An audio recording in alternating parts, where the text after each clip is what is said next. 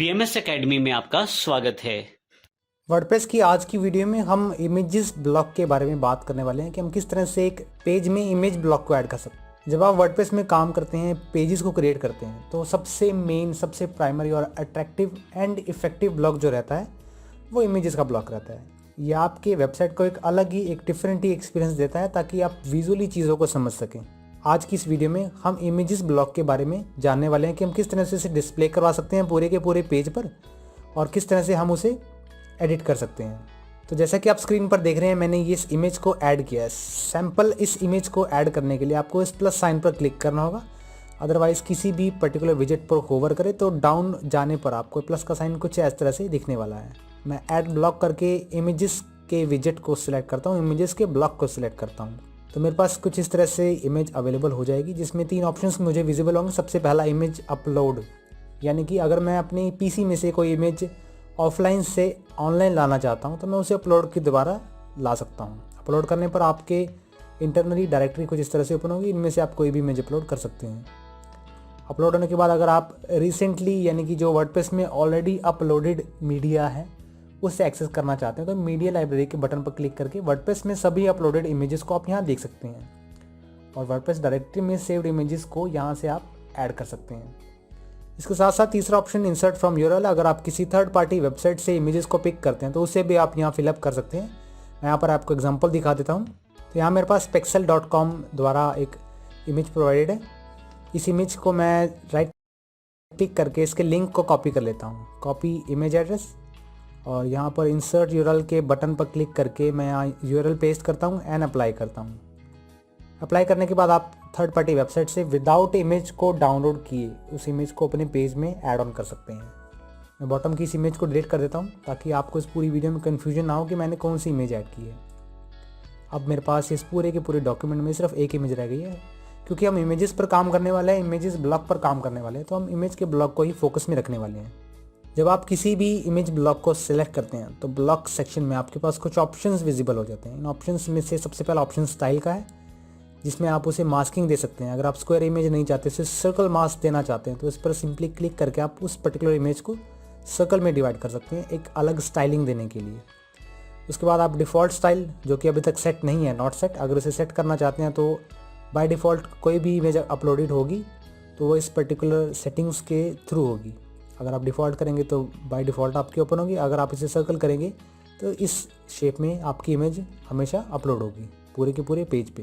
And दूसरे number पर image का अल्टरनेटिव टेक्स्ट, यानी कि अगर किसी रीज़न से आपकी इमेज अपलोड नहीं हो पा रही या लोडिंग नहीं हो पा रही तो आप इस अल्टरनेटिव टेक्स्ट में वो टेक्स्ट लिख सकते हैं जो इस पूरी की पूरी इमेज को डिफाइन कर सकता है, ताकि अगर आपकी वेबसाइट लो कनेक्शन में HTML फॉर्मेट में खुलती है या किसी अलग फॉर्मेट में खुलती है तो एक विजिटर को ये पता लग जाए कि इस इमेज की जगह पर ये टेक्स्ट दिखना शुरू हो जाएगा और इस टेक्स्ट से वो अंदाज़ा लगा सकता है, गेस कर सकता है कि इमेज किस रिगार्डिंग हो सकती है।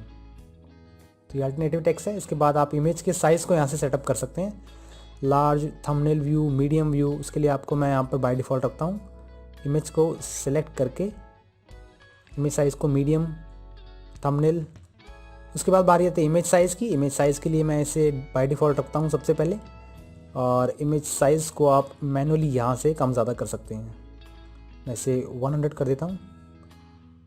तो इस तरह से मेरी विड्थ और हाइट जितनी रहने वाली है। अगर आप इसे बाय परसेंटेज डिफाइन करना चाहते हैं तो यहाँ पर आपके पास 4 ऑप्शंस डिफाइन है, जिससे आप अपनी इमेज के साइज़ को डिफाइन कर सकते हैं। 50 करेंगे तो 50, 75, 100, 25 करेंगे तो कुछ इस तरह से आपको इमेज देखने को मिलेगी।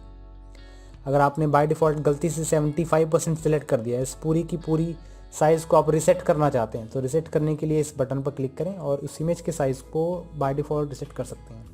अदरवाइज़ इमेज के साइज़ को आप यहाँ से भी मैनेज कर सकते हैं।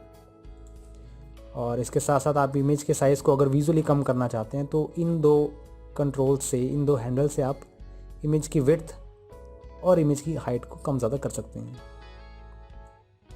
इसके बाद हमारे पास एडवांस ऑप्शंस। एडवांस ऑप्शन में आप इसकी कोडिंग वगैरह को फिलअप कर सकते हैं, CSS कोडिंग अगर आपके पास अवेलेबल है तो। एंड देन इसके बाद आपके पास इमेज के बॉटम पे राइट कैप्शन के नाम से फील्ड अवेलेबल है, जहाँ पर आप इमेज की कैप्शंस लिख सकते हैं। और जब मैं इसे अपडेट करके इसका प्रीव्यू देखता हूँ तो मुझे कुछ इस तरह की इमेज देखने को मिलती है। बॉटम में जाता हूँ तो आपकी इमेज कुछ इस तरह से ऐड ऑन होगी। कैप्शन वगैरह आप जो भी देख सकते हैं यहाँ पर विजिबल होगा आपको। उसके बाद चलते हैं इमेज की अलाइनमेंट की तरफ। आप यहाँ पर देख रहे हैं इस पूरे के पूरे डॉक्यूमेंट में इमेज आपकी बाय डिफ़ॉल्ट जो है वो लेफ़्ट अलाइन है। इसकी अलाइनमेंट को सेटअप करने के लिए आपको पर्टिकुलर इमेज पर सेलेक्ट करना है और आपके सामने ये टूल बार अवेलेबल होगा। टूल बार में आपके पास इस ऑप्शन को सेलेक्ट करके आप इसकी अलाइनमेंट को भी सेटअप कर सकते हैं। मैं इसे सेंटर लाइन करता हूँ। सेंटर लाइन करने के बाद अपडेट, एंड अब अगर मैं इसका प्रीव्यू देखता हूँ तो मुझे इस तरह का दिखता है। अब आपकी इमेज पूरे डॉक्यूमेंट के सेंटर में दिखनी शुरू हो गई है। इसके बाद हम इसकी विड्थ को या इसकी अलाइनमेंट में थोड़े से और सेटअप की ओर बढ़ेंगे, थोड़ी सी और डिटेल की तरफ बढ़ेंगे। मैं यहाँ पर अलाइनमेंट को सेलेक्ट करके जब वाइड विड्थ को सेलेक्ट करता हूँ और अपडेट करने के बाद इसका प्रीव्यू देखता हूँ तो मुझे जो इमेज है वो कुछ इस तरह की दिखती है, जो पूरे के पूरे डॉक्यूमेंट पर फुल स्क्रीन में दिख रही है। अभी मेरे पास यहाँ पर थीम के अकॉर्डिंगली लेफ़्ट और राइट से ये मार्जिन अवेलेबल है, जिससे ये बॉक्स लेआउट में दिख रही है मुझे, यानी कि पूरी की पूरी फुल नहीं है ये बॉक्स लेआउट में इमेज है आपकी, लेकिन डॉक्यूमेंट से बड़ी है। तो अगर आप इमेज को बड़े स्क्रीन पर इस तरह से दिखाना चाहते हैं तो उसके लिए आपको अलाइनमेंट में वाइड विड्थ सेलेक्ट करनी है। अगर आप इसे फुल विड्थ सेलेक्ट करते हैं और इसे अपडेट करने पर इसका प्रीव्यू देखते हैं, अब आपकी जो इमेज है वो पूरी की पूरी स्क्रीन पर इफेक्टिवली कुछ इस तरह से दिख पाएगी। तो ये ऑप्शंस थे इमेजेस के ब्लॉक्स को लेकर। अगर आप अपनी डॉक्यूमेंट को, अपने पेज को और भी इफेक्टिव बनाना चाहते हैं तो इन ब्लॉक्स को यूज़ में ला सकते हैं।